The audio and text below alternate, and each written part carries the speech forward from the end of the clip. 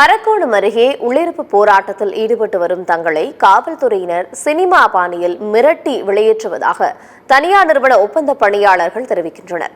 ராணிப்பேட்டை மாவட்டம் அரக்கோணம் அடுத்த இச்சிப்புத்தூர் பகுதியில் டயர் தயாரிக்கும் தனியார் தொழிற்சாலை செயல்பட்டு வருகிறது.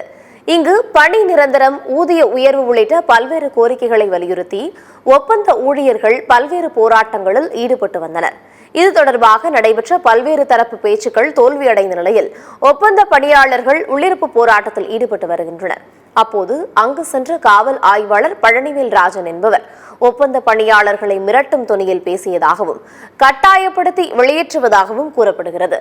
இந்த சம்பவம் தொடர்பாக ஒப்பந்த ஊழியர் ஒருவர் பதிவு செய்த வீடியோ தற்போது வெளியாகியுள்ளது. மாவட்ட நிர்வாகம், காவல்துறை, உங்க கம்பெனி கூட ஒரு ஐடியா பண்ணி வச்சிருக்காங்க. அந்த ஐடியாவை கெடுத்துடாதீங்க. உங்களுடைய தனிப்பட்ட விஷயத்தினால கம்பெனி தொழிலாளர், ஒப்பந்த தொழிலாளர் போர்வையில அதை கெடுத்துடாதீங்க.